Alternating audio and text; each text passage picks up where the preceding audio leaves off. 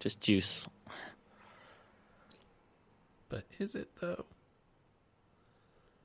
Who knows what's made out of mystery juice? Mystery juice sounds like a... So, are you sucking on a man's semen? Mm-hmm. Oh, is that what Melted you put in your down, jewel? mixed with nicotine. Nice. Semen My and own nicotine. I like to use my own brand. Does it ever get caught in your mustache? A little bit. I like to do the Got Milk commercial. Welcome, everyone. Welcome back to Hard Reset, a Cold North production. I'm your host, Patrick the Law Morris. Joining me this week, we have the effervescent Andrew Etchen, Hello. who, for the record, has no cum in his mustache right now. Nope. No mustache cum. Not right What now. are you talking about? I can totally see it. Okay, Tim outed you. Andrew has a lot of cum in his mustache right now. It's really everywhere. distracting. Super sticky. Ew. Is it your own cum? Yep. I like to Okay. taste my own brand. I mean, you got to test it now and then, anyways. Do you ever try like and shoot yourself pineapples. in the face with it, like in, what was that scary movie? Shooting ropes at my own target. Like, That's the idea. ugh. Oh, Well, man. good thing I like pineapple so much. Yeah. And the tenacious Tim Miller, Oh, hi. I'm here too. who, again, for the record, has never had his cum in Andrew's mustache. Yep. Not yet. Not by choice, just geographically doesn't work out. Yeah, I can't shoot that far. Yeah. I wish. It'd be great. But no. Coming up on number 102 of Hard Reset, Apex Legends is back in the news for some less than fortunate reasons. Remote play is looking more and more likely on the Xbox. Insomniac finally has a ring on their finger, and it came from exactly who you'd expect. And for the topic of the show, we're going to be talking about Gamescom announcements and some of the big announcements that at least stood out to us personally. But before we get to all that, I want to know what you guys have been playing this week. Tim, tell me what you've been playing this week. I don't even think I've played a single game this week. I started back at school and it's been all homework. It has been a rough life. So you've been playing the game of life. Yep. It sucks. Don't do it, kids.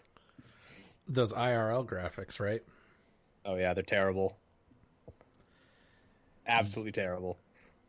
So should be your like second to last or third to last semester of school, Something like that. I don't even know anymore.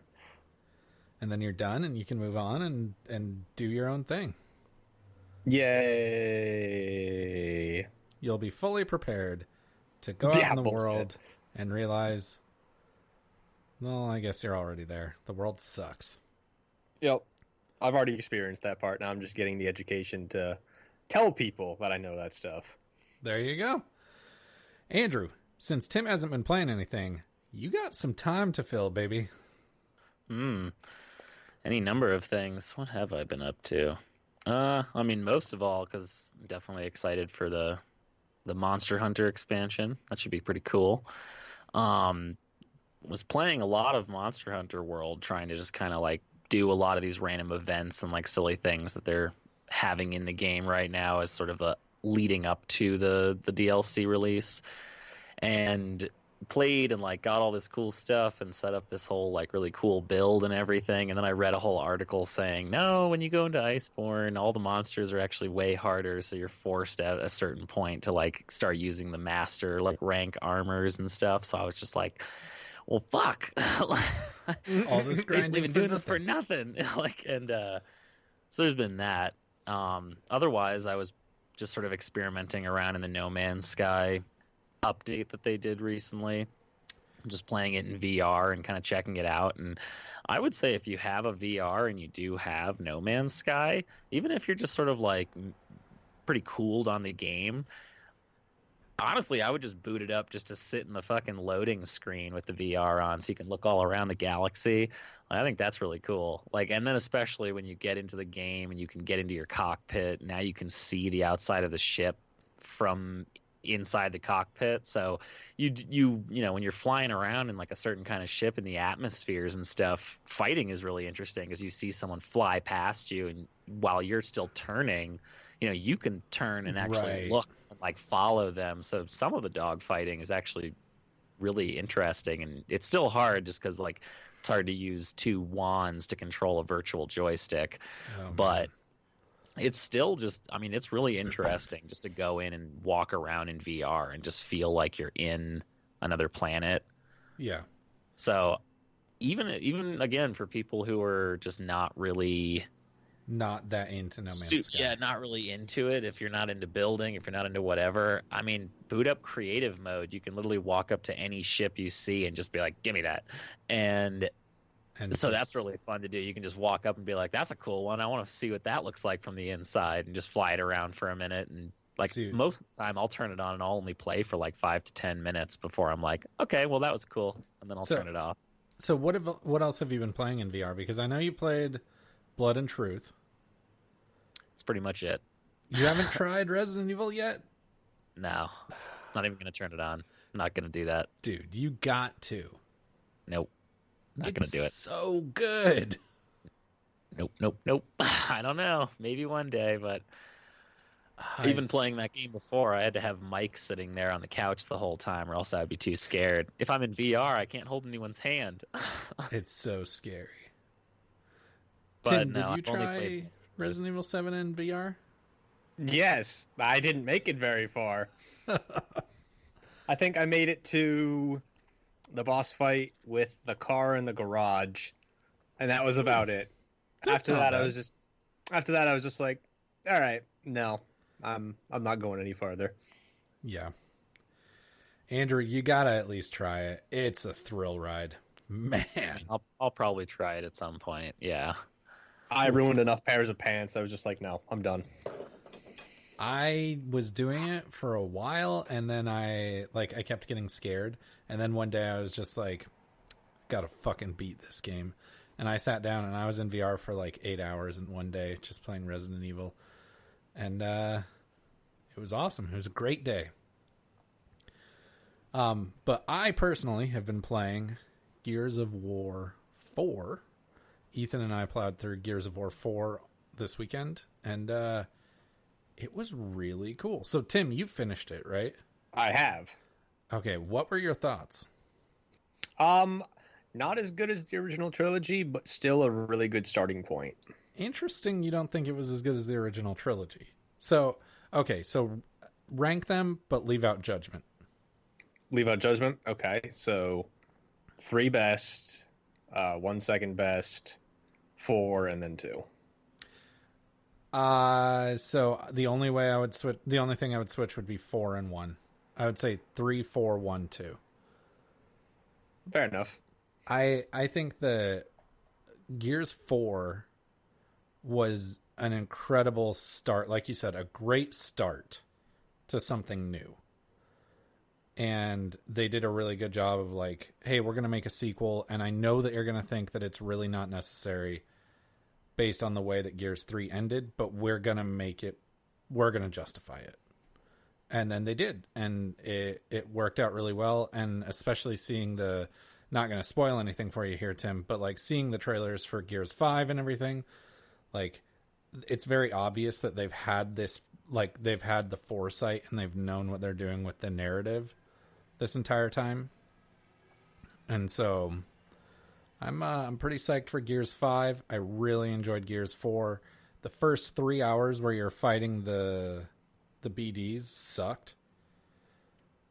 But other than that, it was really awesome. So, now that Andrew can check back in since we're done with Knuckle Dragger talk, Yeah. it's time for the news at now. The news show. It's the news show. News. We are Now. now. A news show, so bring your news.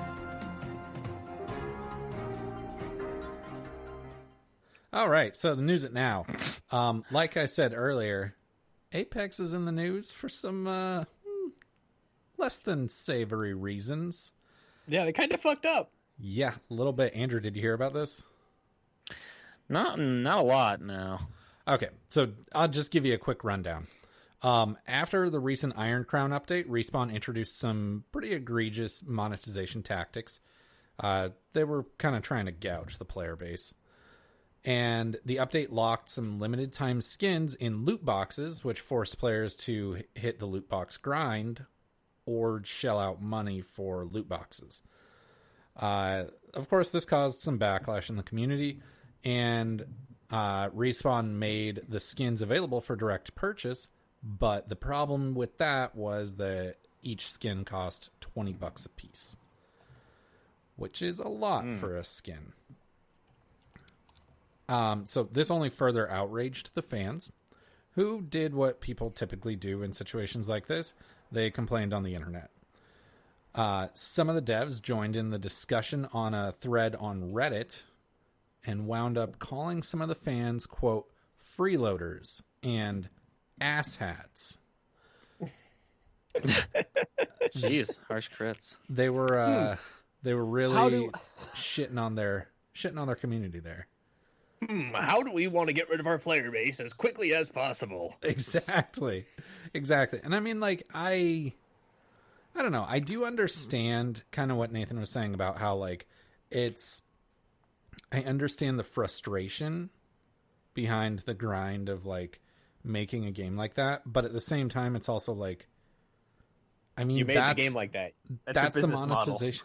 Model. Right. Like, that's how they chose to monetize the game is free to play. Like, they chose a free to play model, and shocker, 95% of the people don't pay anything. It's oh my god, what? Oh, you're telling my me people aren't god, paying for a free to play game? Yeah, exactly. And so it wound up being this big thing. And Vince Zampella yesterday, late yesterday, actually wound up issuing an apology. And his apology reads, on Friday, we gave Apex fans an update on how we were changing the Iron Crown event. Some of the team then joined a discussion with our community on Reddit, and things got to a pretty bad place. Some of our folks crossed a line with their comments, and that's not how we want Respawn to be represented. I apologize to any of our fans that were offended. I will always stand behind the team here at Respawn and support them on speaking out against some of the toxic and nasty comments being directed at them, including everything from death threats to comments aimed at their family and loved ones. But we shouldn't contribute to it, and when we do comment, we add to the very thing we want to prevent. And then there was some more about it. Let's see if I'm going to click the tweet. Should have been more prepared. It happens. But yeah, no, like, I hear where he's coming from. Like, I understand that, yeah, you want to initiate an apology. But, oh my god, it's been how many years since social media has been up? 10, 12? How do you not get it at this point? How do you... Seriously. Like, hold your fucking tongue. Let people be stupid. You're a company. You have to protect your assets. Right. And so he said, just to finish up what he wrote, and add to the very thing we want to prevent. We need to lead by example. Last week, we didn't do that. And going forward, we will be better, having an open, healthy relationship, and our community is incredibly important to all of us at Respawn. So, first of all, I think someone got their ass handed to them over this. They probably don't have a job anymore. Yeah. Like, actually, I'm 99.9% sure they don't. Yeah, and I mean, like, rightfully so, I want to say. Oh, absolutely. Like, you don't insult your fans. You don't insult people in general. Yeah, I don't want to, like, I don't want to be happy about someone losing their job. But at the same time, it's like, don't be a dick to your clientele. I feel like that shouldn't have to be taught. Isn't that rule like number 6? Exactly. It's way up there. But yeah, Tim, I'm totally with you. Andrew, what do you think about this? Not a lot. All right. I mean, it's like, it's happened before. I think that it's interesting because where I first saw this was on Kotaku, Kotaku is pretty well known for being pretty far left politically. And it's interesting to see how this is projected and portrayed by different outlets and how similar situations are portrayed by different outlets based on who's the one doing the shitting on. And so I can't remember what game it was. I can't remember what game it was. There was about like a year ago, maybe. There was some woman from a developer was shitting all over.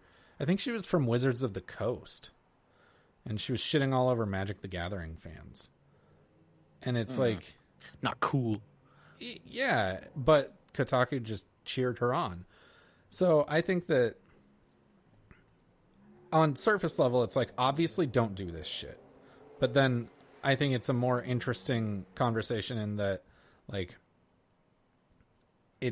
there are so many people that are playing games these days that there is going to be a lot of political crossover, and oftentimes people are going to butt heads. And I think it's different. I think it's interesting how different things are portrayed based on political brownie points.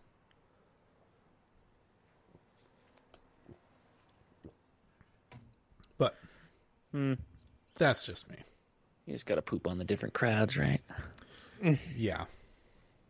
I mean, in the community's defense, in that case, like, fucking Christ, developers, get it through your heads. We don't want loot boxes anymore. We don't care.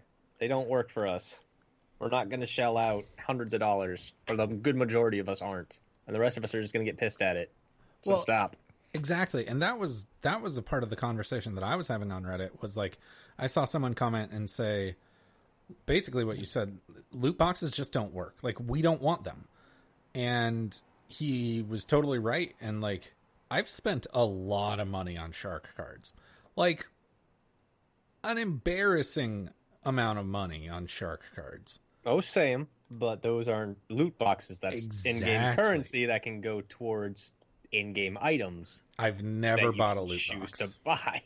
I've never bought a loot box, and I don't think I ever will. I mean, I'm not going to say I never will, but I might have spent a little bit on Overwatch. Like, I think I bought like maybe 20 loot boxes once for like $20 for a special. But like, other than that, nah. Yeah. Andrew, yeah, I've never really bought like a cluster of loot boxes before. I had roommates that did it before. When I had one roommate who was a big Overwatch fan. I think he did it a couple of times, but never tried it myself.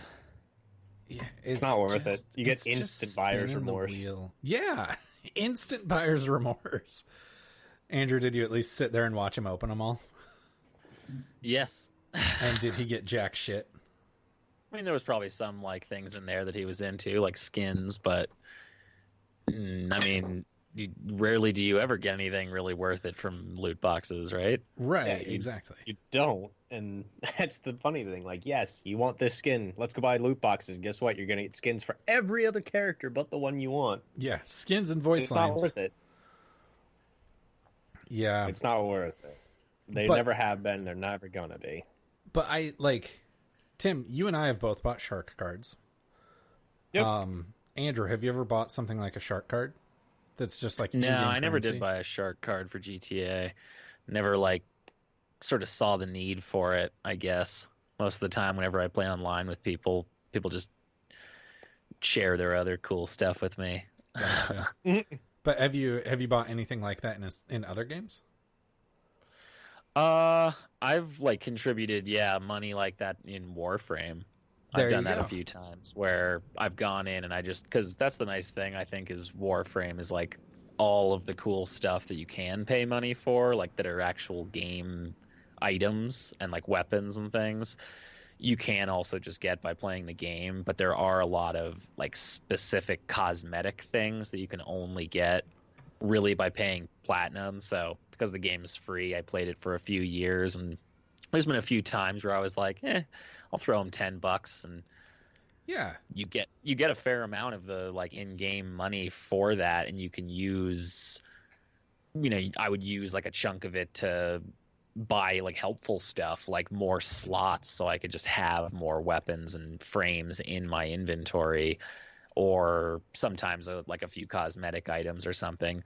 Or I recently learned how you can use platinum to basically buy like really hard to acquire items off of other players. So sometimes I've even just done that where I was like, okay, I paid $10, I got a chunk of this, used it for some of my own stuff, and then thought, okay, well, I've got like 30 left over. I might as well go over to this part and see if I can get anyone to give me something I've just like had a really hard time getting. Yeah, and like there's no shame in that. And honestly, like spend your money however you want. We're not here to preach to you, but like I personally see, like, for me personally, I have no problem with, if a game has given me what I feel is worth the money that I've spent on it, and then a ton on top of that, I have no problem with throwing some money to the developers. So, like, Andrew, you've played a fuckload of Warframe, right? Yeah, pretty fair amount. Played it on the PC, even played it on the PlayStation for a while. And then you played it on Switch? No, I haven't gotten it on Switch. Okay. No, because initially I missed the character migration from PC to PlayStation, so I had to start over. So I'm not about to start over again on the Switch. But come on, it'll be fun.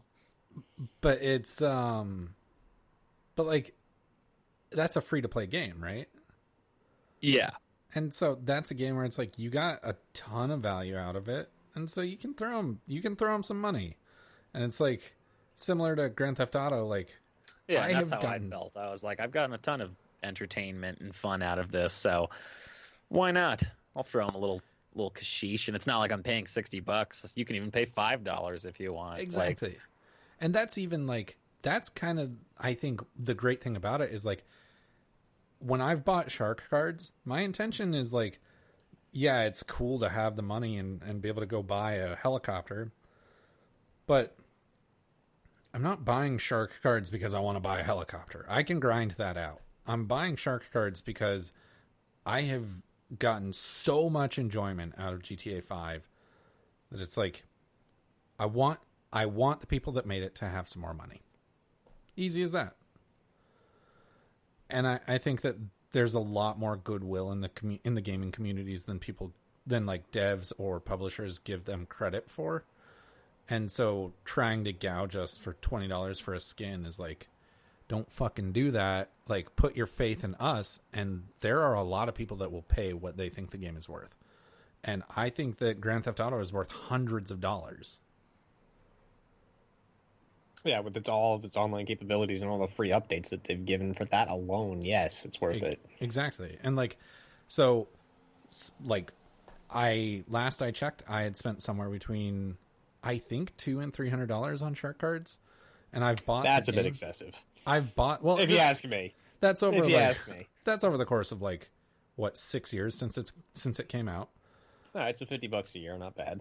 But like, also it's like I've bought the game multiple times. I mean, I've paid what I think that game is worth, and I don't regret spending money on that game. And Rockstar put that decision in my hands, and I'm like, relatively, I'm not a whale compared to like some of the people that will spend thousands and thousands of dollars on these games. Yeah, it's insane. Also, I'm regretting having said how much money I've spent on shark cards on this podcast. It's embarrassing. All right, Andrew, we're going to need to have an intervention for him. Don't tell him. Yeah, everyone take away his controllers and internet access. All right. Well, speaking of, you can take away my controller, but recent images have leaked showing an Xbox settings screen that details quote-unquote console streaming and indicates streaming from your entire Xbox library from your console to your mobile device. So you guys can suck it. Take my TV. I'm just going to stream my Xbox to my mobile device. If you take your controllers, how are you going to play it? On-screen controls, baby. Have fun with that shit. On-screen controls. He's dedicated.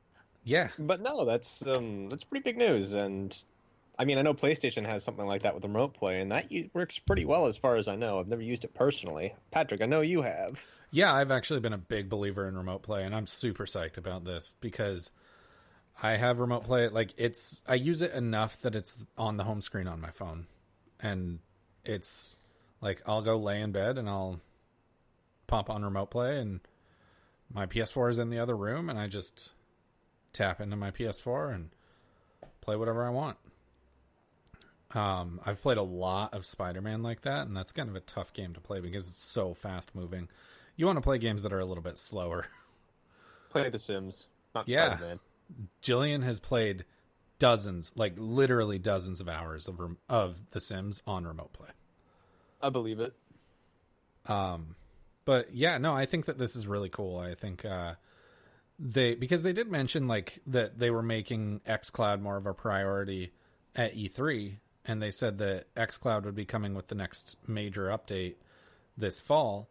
And so I think that it's kind of Microsoft playing catch up, but at the same time, like Sony has been so hot and cold with remote play for so long that it's okay that Microsoft is running a little bit behind, in my opinion.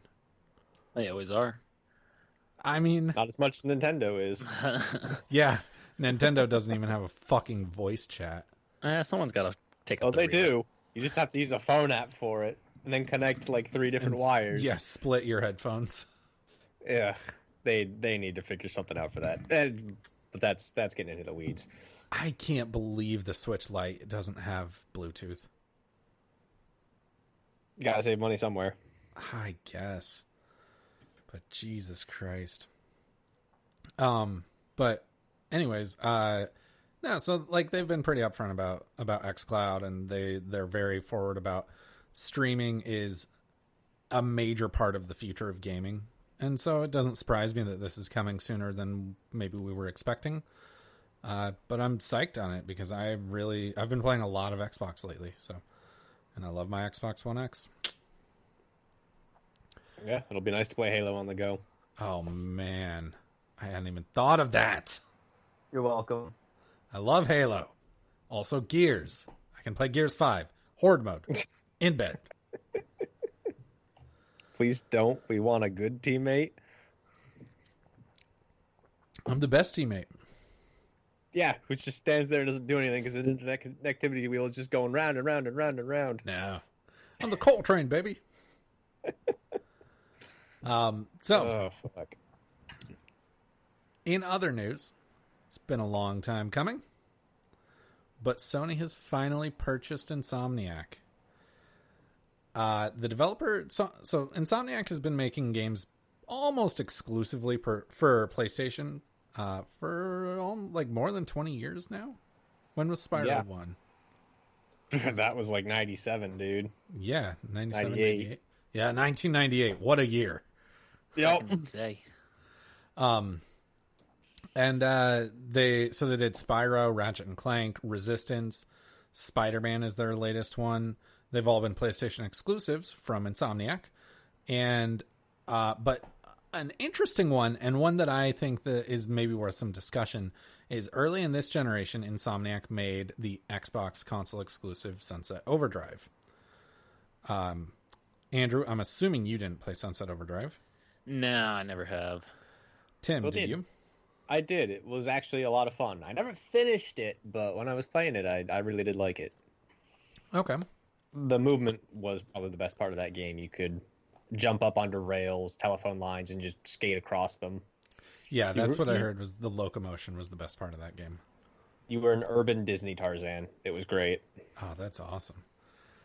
That's Man, a good that description. that was such a Urban whack. Disney Tarzan. That was such a whack version of Tarzan, just like grinding Yo. on the vines on his bare feet. Like, what? What kind of calluses does this guy have? His feet must be disgusting. Probably.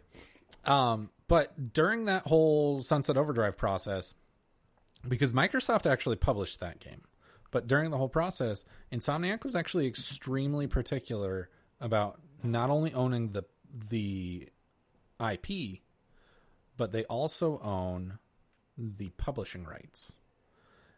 And they made an agreement where they own the publishing rights, but Microsoft published. But now Sony owns Insomniac. And so now Sony owns the publishing rights and the IP to a game that has previously been an Xbox exclusive. So, what do you guys think? Do you think that maybe we'll see Sunset Overdrive get a quick port to PS4? I mean, if it doesn't really cost them much to do so, then I'd say probably. I do remember the game selling fairly well. It did pretty well, but also it was early in the generation that it didn't have a ton to compete with. Yeah. So, yeah, it'll basically just be determined on whether they think they can get their money's worth out of the port.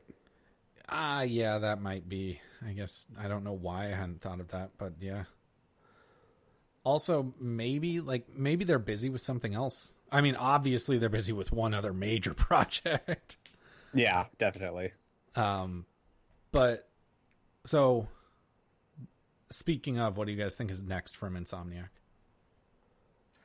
We'll just not Crash Bandicoot. I hope. Wait, Insomniac did Sly Cooper, right? No, Sucker Punch did Sly Cooper. Sucker Punch? Oh.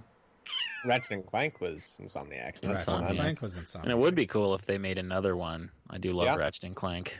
The 2015 one I actually enjoyed a lot.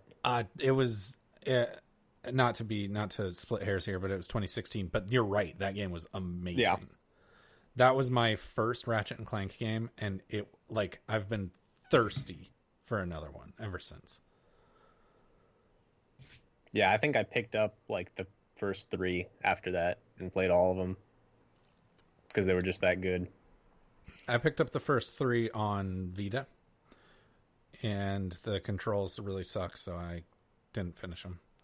Well, it's also Vita, so... No, Vita's fucking sweet. Nah, not really. But, I mean, obviously they're doing Spider-Man 2, right? But do you think that they might have a smaller B project that's either Sunset Overdrive, maybe Sunset Overdrive 2, maybe another Ratchet and Clank? Or do you think they're just all in on Spider-Man 2? I mean, now that they're owned by Sony, they probably have more resources, so we'll probably see a few other side projects come out.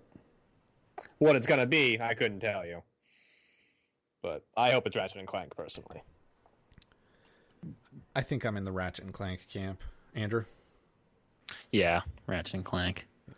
Especially, God, it's... Or bring back Jack and Daxter, but I don't think that's Insomniac. That's not It's dog. not? And they're working on it? No, they're working on whatchamacallit too. The one game I don't care to play. Oh. That. Yeah. Yes. Well, I don't think Naughty Dog would be the one to make Jack and Daxter, but you know who I wouldn't mind seeing take a crack at Jack and Daxter would be Vicarious Visions. Huh. I just want another Jack and Daxter game more than anything. Yeah. Well, who made Lost Frontier? You've got me. Andrew, do you know? I don't think I ever played Lost Frontier. Not many people did. I beat it in a day, and that's about my exposure to it. Let's see. Jack and Daxter, The Lost Frontier, was made by High Impact Games, who were responsible for Ratchet and Clank Size Matters, Secret Agent Clank, so a bunch of PSP games, Lost Frontier, which originally was a PSP game. They assisted on the port for Modern Warfare 3 to the Wii. Yeah, so no offense to High Impact Games, but almost nothing that matters. Yep, they're probably not even a thing anymore. Let's see. From the sound of it. No, looks like they're still around. And oh, they made a pitch to remake Crash Team Racing for PlayStation 3 in 2010. But it was canceled before they even made a prototype. So, interesting. But I hope that they have a smaller B project, and I hope that it's Ratchet and Clank. Because I think one of the things that really goes unsaid about Ratchet and Clank is that it is one of the prettiest games on PS4. Yeah, I do remember it looking very good for the time. I mean, even now, it looks fantastic. I haven't seen it in a while, so I'll say sure. Yeah, it's and like it's one of those games that made me think like we had so many of these like mascot 3D platformers in the PS2 era, and that was awesome. But it's like now we have these consoles that are powerful enough to make games that literally look like Pixar movies. Mm-hmm. So why Knack are 2, these baby. Knack 2, baby? So why are all these games Shout out to Donkey. Yeah, exactly. So why are all these games like why are we not getting more of these games at this point? But I wonder sort of how time intensive it kind of actually is to make those sorts of games.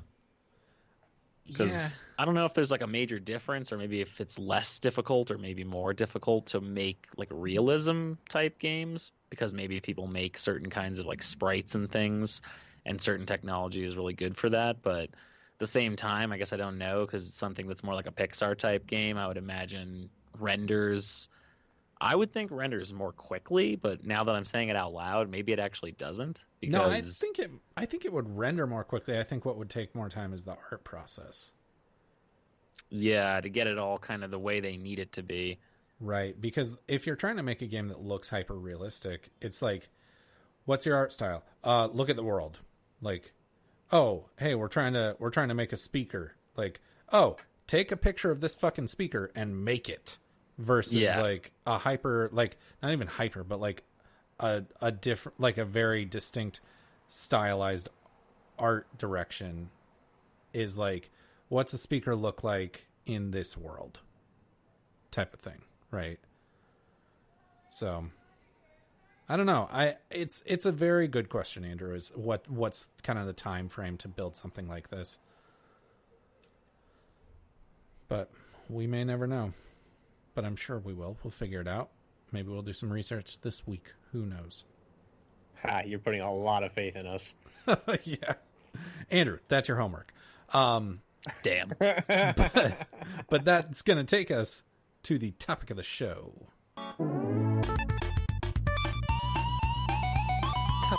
Topic of the show. Nice. That actually went very well with the little tune we had ready. Nice. So, topic of the show, we're just going to be talking about Gamescom, the reveals that we've seen, the reveals that we're more excited about, maybe the things that we thought was a little bit silly. Tim, I know that you had a major complaint, so I definitely want to get into that in a minute. Andrew, you said you've seen one thing at Gamescom. The Monster Hunter World Iceborne. Oh, really? I didn't see that. Yeah, Nice. They announced they kind of already had announced like a whole bunch, but they can, fully, I think, completely confirmed for people like a ton of new monsters and a new crazy looking Elder Dragon, which is pretty cool. But I've been looking up just the list of all the ones, and like they're throwing in a lot, so it should be pretty nifty. How many monsters are in World at this point? Right now, I think there's like 30 something, maybe like 33, 35. And I want to say they're basically adding another, like, off the top of my head, it must be at least like 10 to 15. Oh, wow. So that should be pretty good. But I think they are adding more than that. I could be wrong. Yeah, I did see the trailer in the opening show, and it looked really good. The ice dragon looked very intimidating. Yeah. They even, like, the very end, they show this one. They don't really show any footage of it, but people had kind of a picture of it called, I think it's called Namiel or Namiel. And it's very, like, shadowy and dark looking and creepy. So I'm excited to cut its fucking face off and make it into armor. I'm excited to rip its face off. So I know that Andrew was like jerking off to Monster Hunter World when it came out. Tim, did you play that game much? Oh yeah, I played alongside Andrew for quite a bit of it, actually. With should get back Dr. on, bro. I I'm a should. gun lancer now. I crush it with the gun lance. I'll stick with my Switch X, thanks. Oh, the gun lance is so sexy. That's what I'm talking about. I just like set up this whole build that made it so my guy has like he has like health recovery and like ultimate guard, but then also you're just like blowing up monsters, and then they're telling me that it's all gonna be fucking obsolete. Bummed. Yeah, My that, Dragon Eater class that I made is gonna be dead. but this is like, from what I understand, content wise, this is, while it's not a sequel, it might as well be. And so, I don't know. That's sounds pretty like it's pretty exciting for fans of Monster Hunter, I'm sure. I thought I heard someone knock on my window, and I'm like, I'm on the second story. Oh, Too, so It you're not was- wrong. what was her name? Hold on. Megan.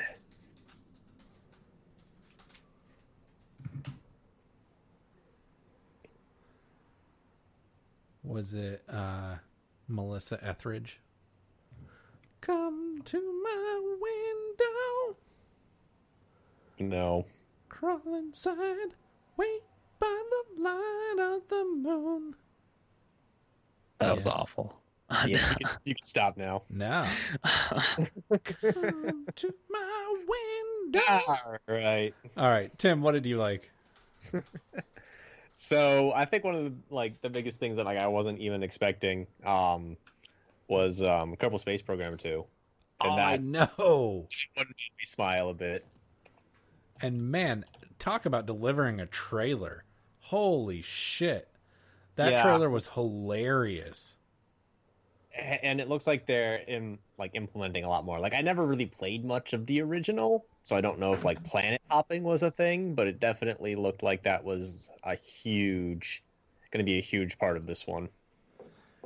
And that game, like Kerbal Space Program 1 at least, it does such a fantastic job of like just hitting that perfect tone and that perfect level of humor and like making the whole game a joke, but at the same time people can take it really seriously because it is like it is sort of a no bullshit game that is just straight up a comedy game. It's very interesting stuff. Yeah, it's also fun to send your Kerbals into space and have them explode. So that's always good. I never played Kerbal Space Program. It's I saw cool extremely videos of hard. people making Transformers. It's extremely hard. Oh, it's very difficult. Like it's very, very technical with the skin of a game for 5-year-olds. It's funny. Yeah, But- exactly. It works Yeah, very. but it's literally a rocket science simulator. Yep. Exactly. Which is awesome. But Be an interesting thing to play one day on a rainy day. yeah. No, Tim, I'm totally on board with you. I just wish it was coming to Switch because that seems like the perfect game for Switch. Absolutely. But it's only PS4, Xbox One, and PC. But Xbox is going to have remote play, so, you know. Now there was another game, and I can't remember the name of it, and I'm trying to find it, but it's a sequel. It's a space game, and it looked fucking amazing. They showed it at the opening night live. Outer Worlds? Maybe. Outer Wilds. Outer Side. Well, Outer Wilds is an actual game. Outer Inner. Okay, well, I'll talk about one of the things. Everspace. Everspace 2. That's what it Everspace. was. Oh, I did see that trailer. That looked cool. Yep, I'm very excited for that, and I will be picking that up. Absolutely. Yeah, that one is that one the one that's like almost like a roguelike? I don't think so. No, I don't think so. It's a space flight simulator, so I don't think it has any roguelite to it. That seems pretty cool. You know what is a game? Oh, yeah. No, I looked it up. This is not what I was thinking of, but this one did look cool. So remember at E3, I want to kind of go off on a little bit of a tangent here. Remember at E3, Microsoft brought back Microsoft Flight Simulator? Yes. You know what I learned about that game like several weeks after E3 is that that game is based on topographic maps of the real world. And so Cool. you can like fly to You actual- cartography nerds. No. Right, exactly. Like, it's not like, oh, I'm going to fly to this city. It's like, oh, I'm going to fly to this very small mountain that no one would ever take the time to actually build into a game, even if they were making a real place in a game. But because this is based entirely off of topographic maps, it's there. Well, excuse me, fellas. I'm going to go crash a plane into my ex's house. Oh, Jesus.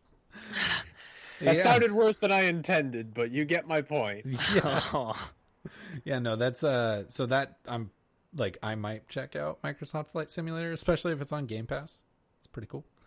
But yeah, Everspace 2 looks really cool as well. One of the announcements that we got at Gamescom that I'm really psyched on is Witcher 3 got a release date on Switch, and it's coming on October 15th. Meh. Tim, I feel like you have a very good reason to not play this. Enlighten us. I mean, there's so many other new, emphasis on new games coming out this fall that I would much rather play than on Switch than Witcher 3, which I've already beaten a couple times. So I don't have much of a care to pick it up and play it wireless and on the go at this point. Yeah. Andrew, thoughts? eh. You see, you guys have both beaten it before. Yep. I have not. So this is going to be the one where I finally really sit down and really, really get into it. And I'm going to beat it on Switch, which is the weirdest place to beat that game. But I'm going to do it. It's worth it. I'm pretty psyched to. I'm going to have a Switch Lite. And I'm going to try and like. I'm going to force myself to just really plow through Witcher 3 on Switch. Once you get into it, it will suck you in. You won't Yeah, need to, you won't be able to put it force down. yourself. My It old turns into roommate was Yeah. obsessed with that game, and he played it like 3 or 4 times or something. And like the last time he was playing it on like ultra hard difficulty or something, and I was just like, Jesus. God, play something else. Yeah. Like I played the crap out of this game when I played it the first time, and that was awesome. But like, I would never go down that road again. Yeah, once was enough for me because there was just so much. Yeah. Yeah, so I'm pretty psyched. Gonna play it on my little yellow Switch Lite, and it's the stupidest console to play that on, a little Game Boy type thing, but I'm fucking doing it. The But Switch mean- Lite can't be docked, can it? no. Nope. Mm. But God, I would just get it on your regular Switch. It's Well- so good on like a big TV. well, it will not be good on a big TV because it'll max out at 720p. And buy it on PlayStation. I already have it on PlayStation. Oh. And I have your copy on PlayStation. But no, the reason that I want to play it is because I think one of the biggest detriments to me not playing that game, because I've tried, has just been that I have difficulty like sitting down and forcing myself to play it. But if I can like lay down in bed at night and play it for an hour or two, like reading a book, right? Then I think I'll be able to get more into it. And sometimes books turn into real page turners. And I'm hoping that that's what happens with Witcher. Because that happened with Gears. Man, sometimes I had a lot of trouble putting Gears down. Witcher will be probably pretty similar. Very similar. Nice. I know at first, when I first got into it, like the first 5 hours, I was kind of forcing myself to play, but after that, it took off, and I was like, nope, I need to keep playing. Well, I can't stop now. You guys are just getting me so excited. Me Good. and my little That's Switch. the whole it's idea. I mean, it's a solid game. It's like every little bit of that game is fun. I would definitely recommend investing in being able to deflect arrows in your fighting tree. That's definitely very, very clutch. Andrew's getting fucking real nerdy here. So, Tim, hit us with another announcement that you liked. Well, I can give you another one that I was kind of meh about and All right. confused about. And I think you guys know where I'm going with this, but the new stuff that we saw on Death Stranding made me even less excited about the game, as much as I hate to say it. So I gotta watch all this. it was the first time that I've seen something from Death Stranding that didn't make me significantly more excited about the game. Yep. I'm honestly more confused now and very turned off of it, actually. Oh, I'm still super psyched on this game. But I think that it's very funny and very Kojima that the very first officially, like, this is gameplay that we saw, the very first thing, Norman Reedus just stands up and takes a piss.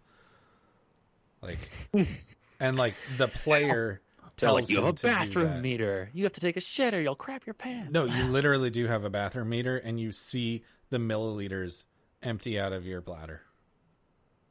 Yep. So you have to like find a nice place to pee in the wild. Yeah, you have to like take a shit. And, like, I'm not at all exaggerating. The gameplay clip opens with waking Norman Reedus up. He stands up, and then they open a wheel, like a selection wheel, and choose take a whiz, and then you see how many milliliters are in his bladder, how many milliliters his bladder can hold, and as he pees, it just goes down. It was a very weird choice for a very weird game. So it fits. Yeah, from a very weird dude. So I'm still really psyched for this game. But you're right, Tim, it was kind of meh, as in like it was the first time I've seen something from this game that didn't make me significantly more excited for it than I already was. I'm a delivery boy. But wait. Also, yeah, exactly. That was my reaction. Good news, everyone. But also, it was the least exciting of all of the stuff we've seen on it, and I think that was very intentional. He was just like, yeah, fine, I'll finally show you gameplay, and then he showed us like the most boring gameplay of the game, I'm hoping. Yep. I mean, yeah, it's Kojima. It's weird. It's gonna be weird. It's gonna basically, you gotta dive in without knowing anything. Exactly. I think. Metal Gear Solid, dude. Honestly, I applaud them in that sense for us not having a single goddamn idea of what's going on, because too many games these days are releasing too much information before the game comes out. Exactly. But I'm really psyched for that. But I thought that was pretty interesting. Jeff Keighley is in the game. That was a weird cameo. Yeah. But Andrew, you definitely got to watch it, because I think the coolest part was when he had to soothe the baby. Soothe the baby. After falling off the cliff. Yeah. Andrew, without having seen this gameplay, I'd imagine this all sounds really fucking weird. I mean, I'm honestly kind of all for that weird realism. Oh, dude. Even what was it? Well, there's some game where your horse could get. Oh, I mean, Red Dead. Well, Red Dead, having to brush off your horse when your horse would get dirty or sad. Yeah, I was just like, "Don't worry, buddy." Oh yeah. Well, and Metal Gear Solid. That actually kind of fun. Metal Gear Solid, Peace Walker, and Phantom Pain both did very, very involved things like that, where it's manage your staff at Mother Base so that you have enough people in the cafeteria to feed everyone on the base. And it's this is a fucking weird thing to put in a game, but all right. Makes sense though. Yeah, no, and so I'm I'm all in on Death Stranding. Totally psyched. I'm there for it. Tim, you're right. It was kind of meh, but also I think that it was intentionally that way. So, because he wanted to show gameplay during Tokyo Game Show, and he said that, but he was like, as long as I'm here. So, maybe we'll see I don't something. know. I'm still on the fence about it. It's never been one of those games that's really been I need to get this. It's kind of just all right, we'll see where this goes. And I'm still waiting to see where it goes. Yeah, I mean, maybe we'll see something really, really great at Tokyo Game Show, but we'll see. Andrew, I know that the only thing you saw was Monster Hunter, so I'll go next. Another Microsoft exclusive, coming to Switch, Ori and the Blind Forest. Oh yeah, I did see that. It's That'll coming be to Switch exciting. on- I've been wanting to play that for a hot minute. Same. Pretty good game. Coming to Switch on Pretty good September 27th. I'm super excited because, Andrew, like you said, I've been waiting to play that game. I don't know why I've been waiting, but now it's like, oh, God does have a plan. Yeah, I think on the Switch it'll just be that's a good platform for it. Oh, yeah. Like Perfect. all those side scroller type games, I think just work perfectly on the Switch. Definitely. Raises the question, though, Ori and the Will of the Wisps, will that be coming to Switch? Probably. I would think so. And so Maybe not right away at launch, but probably. You don't think it'll be day and date? Maybe. I doubt it, but maybe. Maybe. I think that it wouldn't. I'm kind of with you. Maybe it wouldn't surprise me because I think Microsoft is fully aware of how radically different the Switch and the Xbox are, and they wouldn't be worried about like cannibalizing themselves on the Switch version, cannibalizing the Xbox version, especially since it's their game, so they're going to be making the money either way. But Ori and the Blind Forest, definitely going to be playing that one. This fall is just going to be so fucking packed. It's terrible. I have no money now, and I'm going to have even less money then. Seriously. Like, here are the games that are, like, on my radar. Control is next week.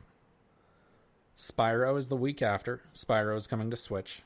Yep, I'll be getting that. Definitely going to get that. Gears 5 will be playing later that week, Tim. Yep. And then Ori is at the end of... Or, no. Oh, shit. Link Between Worlds. Or not Yep. Link Between Worlds. Link's Awakening. Ori is at the end of September. Ghost Recon is the beginning of October. Andrew, you and I are going to be playing that one together again. Ooh. Witcher is the middle of October. Luigi's Mansion is the end of October. And then November is going to be fucking crazy with Death Stranding, Pokemon, Star Wars, Doom. Yeah, we're almost out of that weird lull period with games. I feel like that August, August is like the Summer. last month, and The then summer all of a slump. sudden, The summer yeah, drought. and then all of a sudden it just like picks back up. Holiday. I mean, because for the past couple of years, it's been pretty consistent throughout the whole year. But like, also there has been this strange trend happening where like really, really like high level games come out in the spring, like in springtime, right? And so, because we got Breath of the Wild in spring 2017, we got Horizon Zero Dawn in spring 2017, we got Resident Evil 7 in January 2017, we got God of War in spring 2018. Oh, I mean, right now, just like to jump back sort of a little bit to like the upcoming stuff, like again, just I can't wait for September. Know what I'm really excited for? I don't know if y'all have ever heard of. Whoa. Have you guys ever played The Surge? No. Oh, for a Dark Souls type game, so fucking good. Like, yeah. I did not think it would be because it's made by the developers that made Lords of the Fallen, which was sort of like in my opinion, a somewhat half-assed version of Dark Souls, where like there was no, summoning of like other people or anything like that. It was basically Dark Souls, and they just took out a bunch of random mechanics. Where The Surge is their other game they made, and it's like Dark Souls, but it's so unique. And the second one comes out on, I think, September 24th, and I am so excited. That game is so sweet. Just cutting off people's limbs. You're like, I like that fucking helmet, and then you're like, cut off their head, and you're like, pop it on. And Andrew, you'll have Borderlands 3 in September. I'm excited for that. I'm not sure if I'm going to pick it up anymore. First Friday of the month, Iceborne. Second Friday, Borderlands. So, Tim, why aren't you going to pick up Borderlands? I don't feel like I'm going to have many people to play it with. I don't know if any of you guys have really even expressed getting it.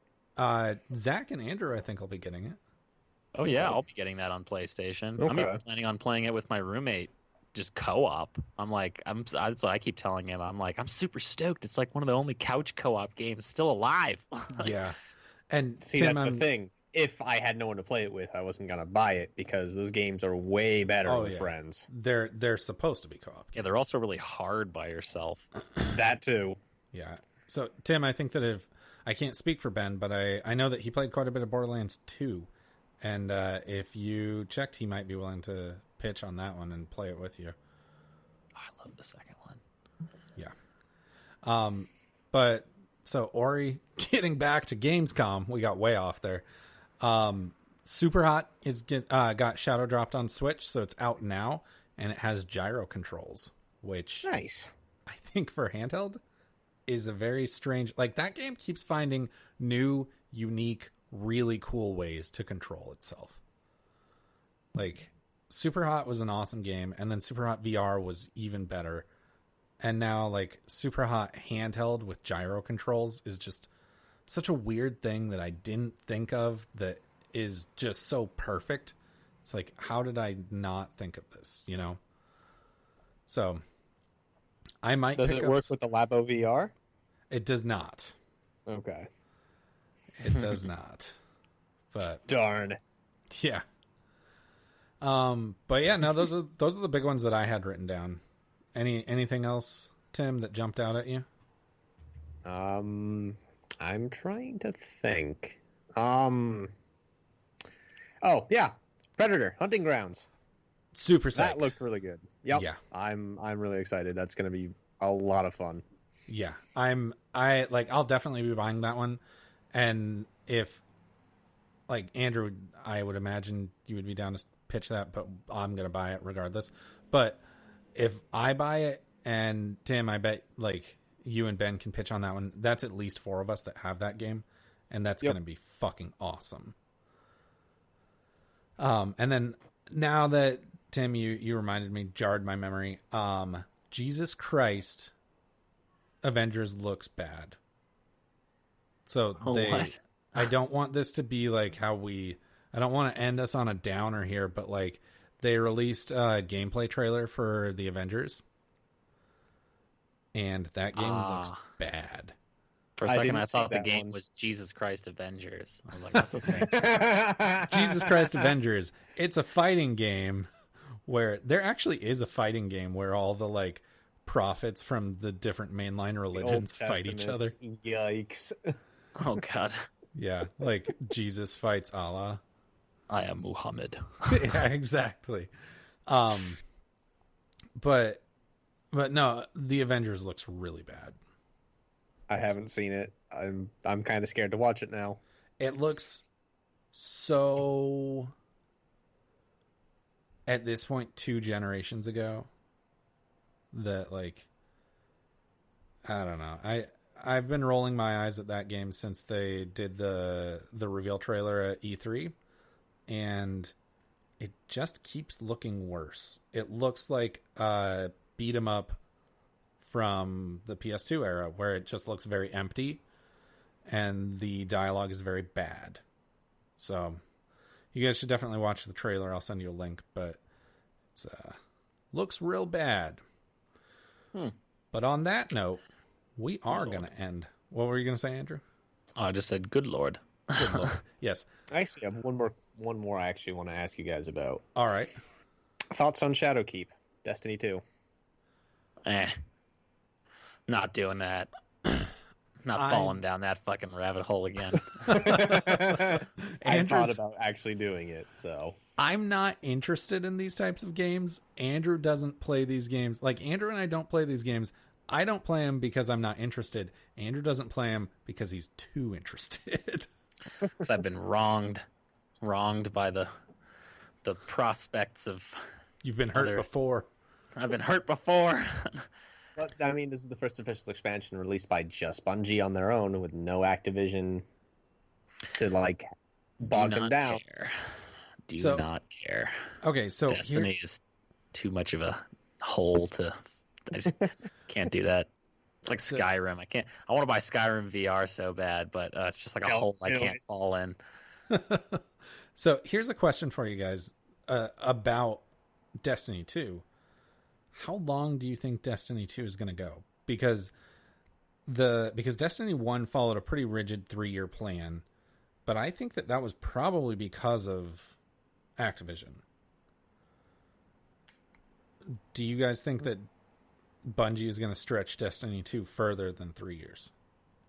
No, because we've got the new set of consoles probably coming out, and they'll probably want to do a whole graphical update for Destiny 3. I don't think Destiny 2 is going to be around for more than a year or two.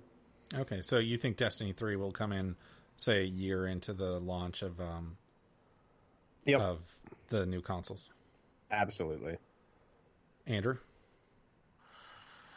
Yeah, they'll probably keep it going, honestly. It's like a pretty good money pit, and why fill in your money pit? But I certainly will not be a part of that train. I think they'll probably keep it going until, I don't know. The new consoles is like Tim, exactly what you said. The new consoles is the reason that I think that they would bring in Destiny 3 sooner than I would think Bungie would want to. But who do you think would publish Destiny 3?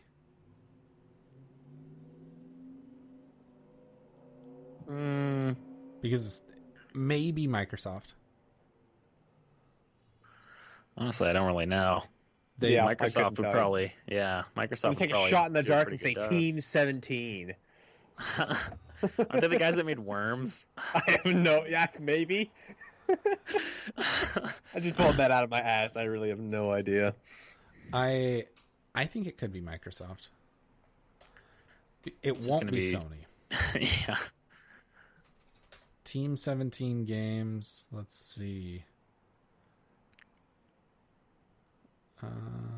Let's see. Oh, Team 17 is a developer in Wakefield, England. Fuck, what are they responsible for? This is good radio. I want to say ukulele. No, ukulele is Platonic. I know. Oh, Team 17 published. Yeah. You're right. And they did publish Worms. Wow, Andrew. That is some buried away knowledge right there. Yeah, that's some subconscious shit right there. How do you know that? Yeah. No, but so it won't be Team 17, I promise. Probably no. But I think it could be Microsoft. Microsoft is fine with publishing on other platforms.